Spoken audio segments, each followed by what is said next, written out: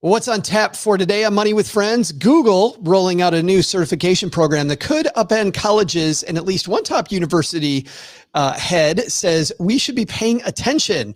Another guy says we should pay attention joins us today. Adam Carroll, creator of the student loan crisis documentary you watch on CNBC, joins us to talk education on today's October 23rd episode of Money with Friends. Welcome back to the Money with Friends podcast, coming to you live from my mom's half-finished basement outside Texarkana, Texas. I'm Joe Saul-Sehy. My name is Adam Carroll, coming to you from the rockin' metropolis of Des Moines, Iowa once again. Money with Friends, you're in for a treat today. This is the podcast where we put the bar high and we cover stories ripped for the financial press. Today, we're going to tackle one about Google maybe upending the higher education system. Not only do we read through them like some podcasts, but we dive into how they affect your wallet and what you can do to invest, save, and pay down debt more effectively. And if that's not enough, we'll also share a big idea at the end of today's show you can take with you to be better with money the rest of your day, and all in usually less than 20 minutes. Adam Carroll back for more today. And I know this is a story about Google near and dear to your heart. This is near and dear. And I'll tell you why, Joe. I've done now TED Talks on the topic, a documentary on the topic. I've been on 750 college campuses talking about the topic. And I think some really cool change is afoot, and it's exciting. Well, without further ado, let's see which one of our friends is going to help us kick off today's show. All right, today's piece comes to us from Business Insider. It's written by Adam Weinberg. By the way, this is Adam's opinion piece. Adam writes, Google just changed the higher education game. Colleges and universities should be paying attention. He writes that Google's new career certificates program is changing higher education by offering a new alternative to traditional university degrees. Students are now facing an increasing number of options for higher education. Universities will need to decide how to adapt to that changing market. Adam Weinberg, by the way, president of Denison University in Granville, Ohio. Adam, that's a place where I almost moved. It was on our 5 places we were looking at possibly. That is a gorgeous university. Granville? It's a beautiful town. It is an incredibly beautiful town. So Adam, very, very seems a little worried about this. And I guess worried might not be the right term, but it also, let's start here. It strikes me that Adam, of all people, would write this opinion column because this is a liberal arts college. This is not a college that's a technical institute, right? Google, the certification program, really, I think, is going to have it in for people just searching the technical boxes to get where they want to go. If I'm going to a place like Denison, Adam, it seems to me I'm more looking at just expanding my brain. I'm looking at finding this wide view of the world, right? Getting a regular English degree or a history degree or something that maybe doesn't set me up for the next great American job, but sets me up for a richer life. Why would somebody like Adam be worried about this Google certification program? Well, I think there's probably a couple forces at play here, Joe. Number one is the increasing costs that universities are undertaking and then have to pass along to their students.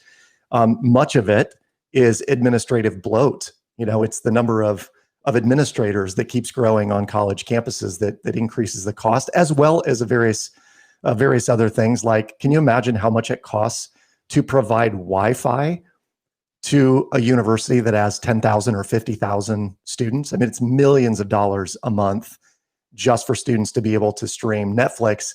And oh, by the way, they're going to be upset if they can't. So some of this is we're comparing this experience that we want students to have with the added cost of all of that. And then you compare it with, but I can stay at home, which we've been used to doing now, getting education from my laptop, and it's being provided by Google, one of probably the most esteemed employers, certainly of this day and age. And they're willing to do it for $47 a month over 6 months. So the whole certificate program is $300. The big issue in my head when it comes to the Google certification program is not, does Google have the chops to know what should be on the list of, on the curriculum, right, of what we should study. The bigger issue for me are these people in hiring divisions of all these different companies. If Adam Carroll is hiring somebody and they're looking for that 4-year degree, are they going to accept a $47 Google certification in lieu of that degree? Or are they going to say, no, I'd much rather see the 4 years at Michigan State University, the finest university in the United States, as an example? Yeah. Was that a flex, Joe? That felt like a flex. Was it? It felt very natural to me. There are a couple of questions in that.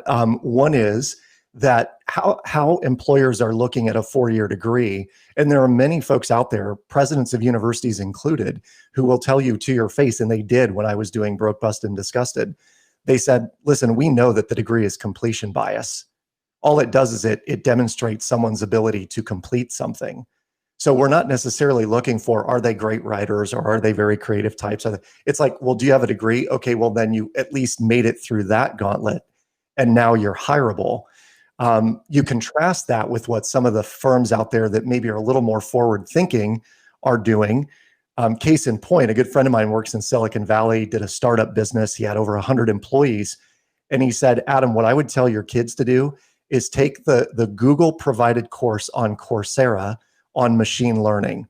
And it was either $1,000 or $2,000. And I think it was a 6-month long program. But he said, if I see someone has that certification, I will give them $100,000 a year job, no questions asked. Really? Mm-hmm. And it's not that they survived it; it's that they understand machine learning and how it works. That's right. Yep. So it seems to me the question here that you're bringing up then is this, one of my favorite terms in training is efficacy, right? It's what value are you getting from the education that you can replicate later? And it sounds like that's what this person's worried about is that the training actually sticks. So do colleges have to charge less money because of the $47 pressure, or do they need to give more value? Or is this not either or? Is it both? I think it could be a both and scenario. I don't see it really in the cards that the universities are going to ratchet down the cost on the per unit price, in terms of credit hours.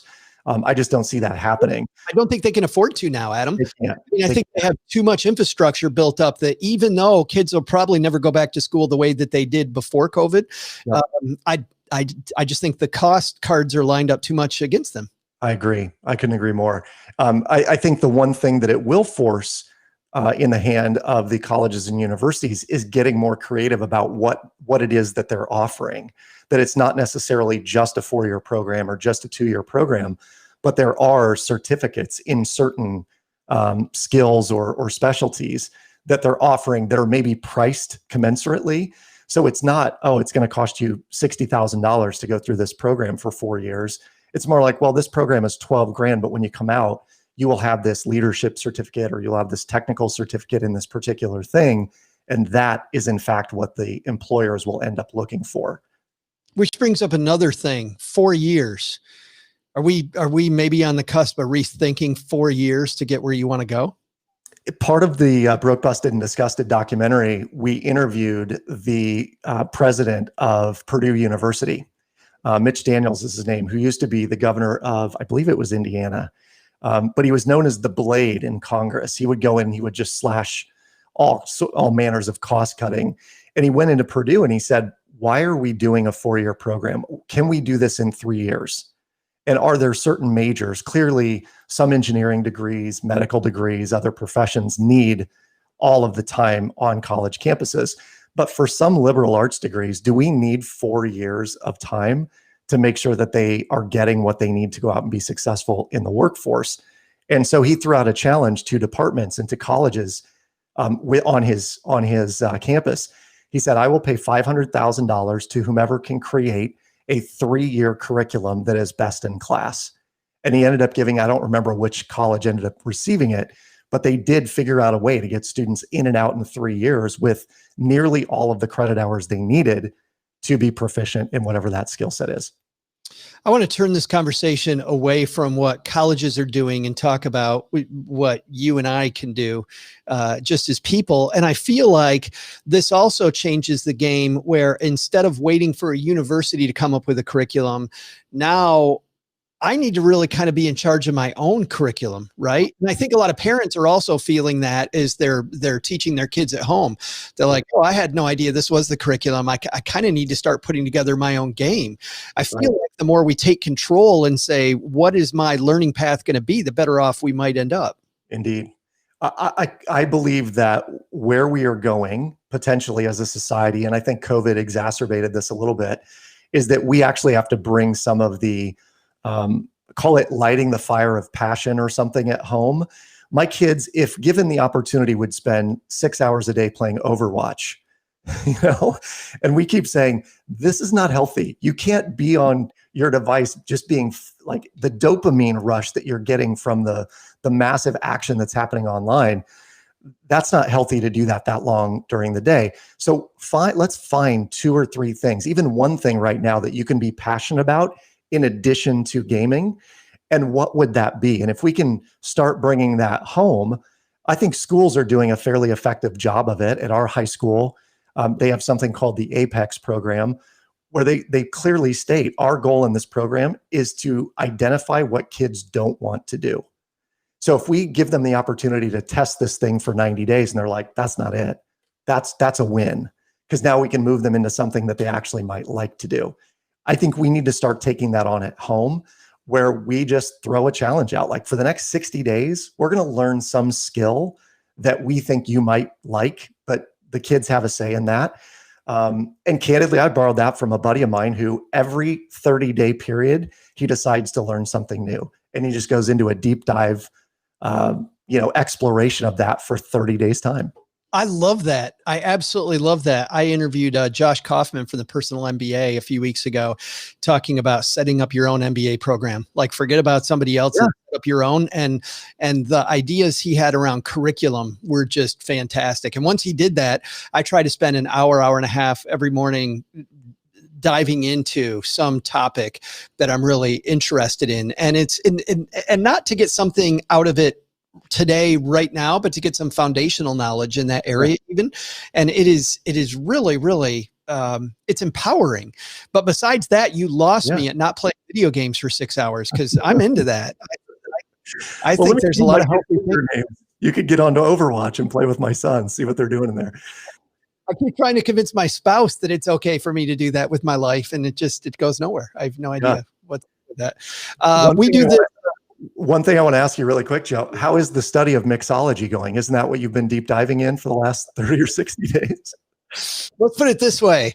I am ready to get back to that. Today is, as we record this, is day 8 with COVID, and I want to get back to mixology studying.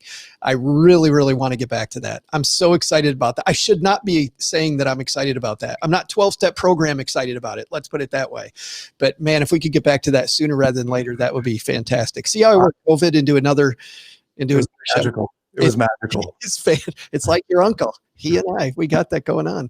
And to get that joke, you got to go back and listen to yesterday, everybody.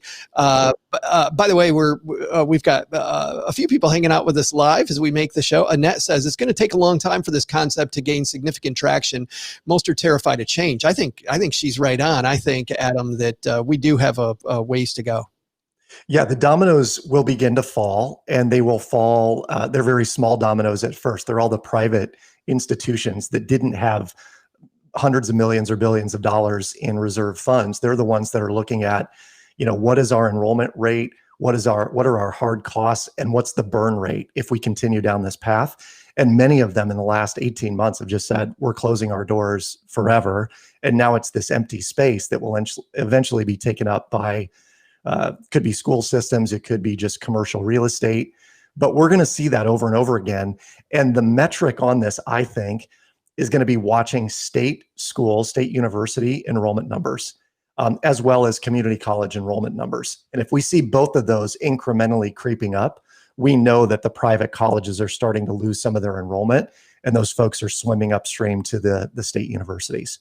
Which also is why it's significant that Adam Weinberg wrote this piece, the president of Denison University, which is not a low-cost college. That's a fairly expensive liberal arts school who's ringing the warning bell. Gregory says a UK degree program's often 3 years instead of 4 years. So there's a cut right there, Adam. Kimberly says the employers are what will bring the change. If they don't require it, the schools will lose the traction. I think that's the big thing. I think too many employers, I totally agree with Kimberly. I think too many employers, Adam, are just looking for the check boxes. To me, it feels a little bit lazy, right? Yep. Okay, you got to have this checkbox, instead of going into what you said your friend wanted, which is this very specific thing. They just want a few checkboxes, and I think it's hiring's got to become a little deeper than that. I would agree. When we did our documentary, I got a number of emails from students who would say, I really want to do a documentary. How do you do this? I'm in documentary film school at USC.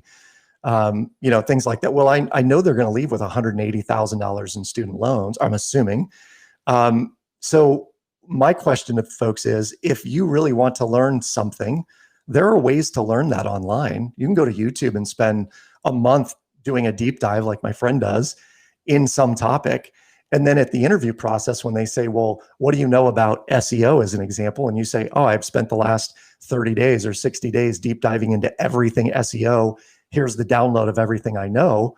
And employers are gonna be like, oh, well, maybe you don't need a digital marketing degree from UCLA. Maybe you're actually just as versed or skilled in this because you taught yourself. I remember being in one of those public relations courses, and my professor had a practitioner, a PR, come in and talk to us. And the very first thing she said was 95% of what you're learning here, you're never going to use. And I thought, and this, by the way, was when I was paying for school myself. And I thought, what a waste of money. What a just like this woman comes in and immediately tells me I'm wasting a ton of money. And I thought, oh, that stinks. Hey, in just a second, Adam and I are going to have our takeaways from today's discussion on higher education, Google's new certification program. But before we get there, just want to say a big thanks to people who have checked out Tiller Money using our link. Tiller is the system that I use to not only track my spending as I spend money, but also to create a budget. So when I spend money in the future, I do it better. You can optimize your financial life in Google Sheets or in Microsoft Excel with fast automatic transaction imports, easy templates, and a free 30-day trial. What I really like about Tiller is the fact that because it's a spreadsheet and they give me templates, number one, I don't have to set up the whole spreadsheet myself. I'm not great at that. I don't have time to do that, but I can use their template and I can get rid of all the spots that I don't like. I've used a lot of different apps over the years, and every app seems to have something that I just don't love. And with Tiller, I can get rid of the stuff I don't love and I can build in the pieces that I do like. So to check it out, go to tillerhq.com/MWF for your free 30-day trial. And you can see if you like it as much as I do. Adam, what's our takeaway from today's discussion about this new Google certification program? I think the takeaway mainly, Joe, is that the winds of change. We've got to really pay attention to where education is going. I think if you are a parent and you have children that are going through junior high and high school, they are being fed a lot of information about needing to go to school being the traditional 2-year or 4-year route. And I think as a parent, we need to be open to the thought that there is a different way of going about this. It may not be the exact right way right now, but in the next 10 years, my youngest son has 10 years before he goes to college. I think it will look drastically different than my daughter, who will go in the next 2. And so we are just keeping our thumb on the pulse and trying to decide how much money do we put away in 529 plans versus how much do we set aside to help him maybe pursue some passions and do some educational projects on his own that make him equally qualified for the jobs to which he'll apply down the road. My favorite part of what we talked about today was about your high school's objective about getting rid of the things that you don't like. And I think to some degree, the discussion about creating our own curriculum and being out there exploring what you like and what you don't like and trying different things, I think is, I think without that piece, I think that it's going to take you a lot longer to get where you want to go. I mean, I'm a guy that grew up in farm country in West Michigan. I thought that an engineer was the guy that drove the train. Had I known that there was a whole different type of engineer, people that know me will tell you I probably would have been an engineer, but I had no idea. But had I earlier on in my life looked at some of these different options and known that they were out there and done more exploring. And by the way, that's no knock on my parents. It really is a knock on our society and just where we lived and how I grew up, that I could have maybe had a whole different career path. So I think this idea of creating your own curriculum is something that still today at 52 years old, Adam, really excites me. I'm imagining you taking the job assessment. And it says you could be an engineer, and you're like, I don't even like trains. Well, that's the problem. The problem is that I love trains. I absolutely love trains. If there was anything I would do right now, if it weren't being here with you, it'd be working on a model railroad, like right now. I don't know what the deal is, but me and choo-choo trains just fantastic. Yeah, it's horrible. Adam, I was looking at your TEDx videos. 5.5 million people have watched some of your TED videos. Is that just, does that blow your mind? Is that amazing? No, it does. It absolutely blows my mind. Particularly when you look at the amount of TEDx talks that are out there, B, the ones that make it to TED.com, and then some of the ones that have 5 million or 10 million views, which I think we're on pace to hit soon. 2,700 people per day on average watch that talk, which that alone is mind blowing. So it's been an honor to watch that happen. And it was probably one of the most fun exercises I ever went through, planning that, delivering it, and watching it happen on the back end. Did you feel nervous up there? Oh my gosh, Joe. First of all, I felt the greatest bout of imposter syndrome you can imagine because of the other people who were on stage with me. And I was talk number 13 of 17 that day. So all day long, I'm just like, oh my gosh, who is this person? She invented what? Or, oh my gosh, this guy was the head of the London gangs who's been shot 6 times. I played Monopoly with my children in Iowa. Who am I? So yeah, it was wild. You can get a great dose of Adam, not just at his podcast, Build a Bigger Life, but also at, and watching his TED videos. Just do a YouTube search, or you can go to adamspeaks.com. Adam, thanks for hanging out with us again today, my friend, and talking higher education. We'll see you back here in a month. Always a pleasure. Can't wait for it.